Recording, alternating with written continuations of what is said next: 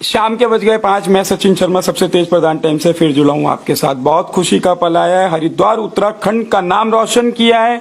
जहां आरा अंसारी ग्राम सराय हरिद्वार एक छोटे से ग्राम से मुस्लिम समाज से जज बनी है। बहुत खुशी का पल है। देखिए, अपनी बेटी का मुंह मीठा करवाते हुए इस बेटी ने पूरे गांव का, पूरे उत्तराखंड का नाम रोशन किया है जज बनने के बाद। तो सीधे जुड़े हैं आप सबसे तेज प्रधान टाइम से। आप देख रहे हैं लाइव प्रसारण।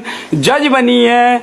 आप देखिए कितना कितना भाग्यशाली ये दिन आया है एक पिता के लिए कि उनकी बेटी ने जज बनकर नाम रोशन किया है पूरे गांव का, पूरे हरिद्वार का। एक छोटा सा गांव कितना कठिन रहता होगा। मुस्लिम समाज जिसमें कहीं अभी कुछ जगह पर ऐसा देखा जाता है कि समाज से महिलाएं कम बाहर आती हैं। तो जब कम बाहर आती हैं तो शिक्षा नहीं मिल पाती है। जब शिक्षा नहीं मिलती है तो बड़े पदों पर नहीं बैठ पाती हैं।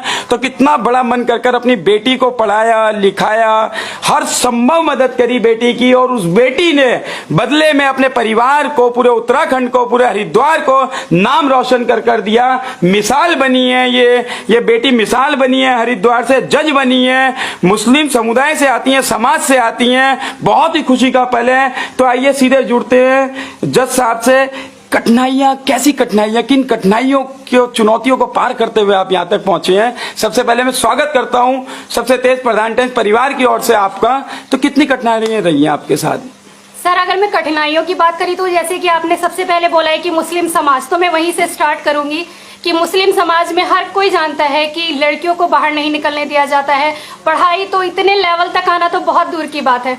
तो मैं सबसे पहले तो यही बोलूंगी कि फैमिली में क्या रिलेशन वाले जितने भी होते हैं, हर किसी ने, मेरे साथ मेरे फादर बैठे हुए हैं और ये मेरे भाई बैठे हुए हैं, पूरे फैमिली के सपोर्ट से आज मैं यहाँ पर हूँ। क्योंकि इन्होंने भी वही सब सुना है जो कि समाज में लोग बोलते हैं, अरे बेटी है, बेटी को क्यों पढ़ा रहे हो, कितना पढ़ाओगे, बेटी बन के क्या करेगी, दूसरे घर जाना है। लेकिन उसके बावजूद मेरी पूरी फैमिली ने मुझे इतना ज़्यादा सपोर्ट किया है और माशाल्लाह इन्हीं की वजह से मैं आज यहाँ तक पहुँची।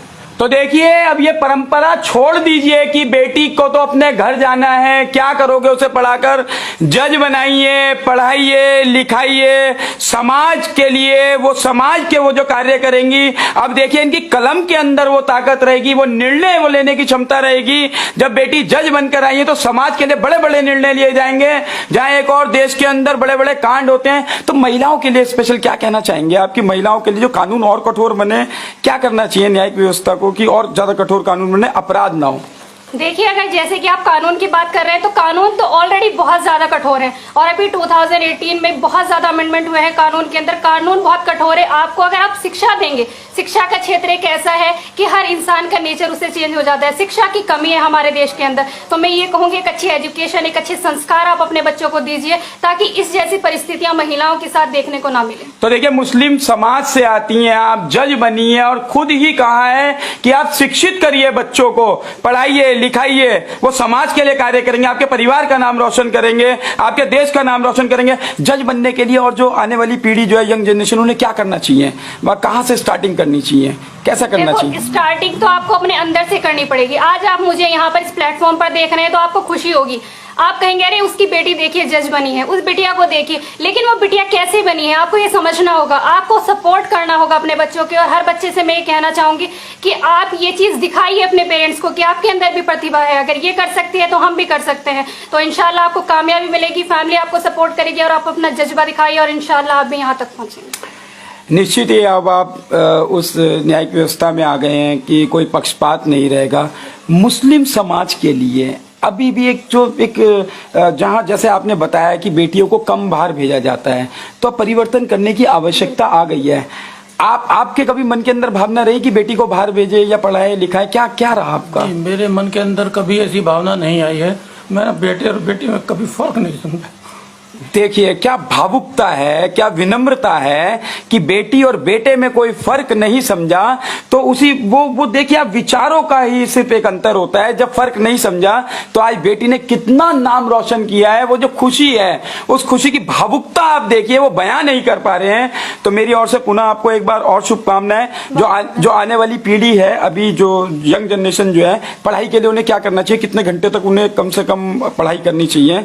देखिए, जैसे कि सभी जानते हैं इंडिया के अंदर हाईएस्ट यूथ है, तो उस पूरे यूथ के लिए मैं बोलूंगी कि आप जिस भी फील्ड में जाना चाहिए, जिसमें भी जाना चाहते हो, आपका इंटरेस्ट होना चाहिए उस फील्ड में। सबसे पहले तो आप इंटरेस्ट जगाइए, आप अपने अंदर से ये जानिए कि आपको आखिर करना क्या है। जो चीज आपको करनी है पूरी लगन और मेहनत से करिए। देखो, टाइम क्या है, हर किसी के लिए अलग होता है, हर किसी का शेड्यूल अलग है। अपने अकॉर्डिंग आपको नाइट में मिलता है, आपको डे में मिलता है, आपको टाइम निकालना पड़ेगा। कोई भी चीज इजी नहीं है और कोई चीज बहुत टफ भी नहीं है। अगर आपने मन से ठान लिया है तो टाइम आपको देना पड़ेगा। वही हर किसी का अपना है, 8 to 10 आवर, 11 to 12 ये तो आपको देना ही पड़ेगा। इससे कम में बिल्कुल भी काम नहीं चलेगा। तो देखिए, बहुत बड़ी उपलब्धि है मुस्लिम समाज से आकर इतना पढ़ना लिखना, बाहर जाना, मेहनत करना, परिवार का पूरा सहयोग मिला है। उनके भाई मेरे साथ जुड़े हैं, उनके पिता मेरे साथ जुड़े हुए हैं। इन परिस्थितियों में अपनी बेटी को, अपनी इज्जत को देखते हुए उन्होंने पढ़ाया लिखाया, मान सम्मान दिया और उस बेटी ने 4 गुना कर लौटाया। आप देखिए, जज बन चुकी हैं, अब ये हरिद्वार का नाम रोशन किया है। हरिद्वार की बेटी हैं, इस ग्राम की बेटी है, उत्तराखंड की बेटी हैं। मेरी ओर से, आप सभी की ओर से पुनः आपको हार्दिक शुभकामनाएं। मैं सचिन शर्मा, सबसे तेज प्रधान परिवार की ओर से आपसे फिर मिलूंगा जल्द दोबारा।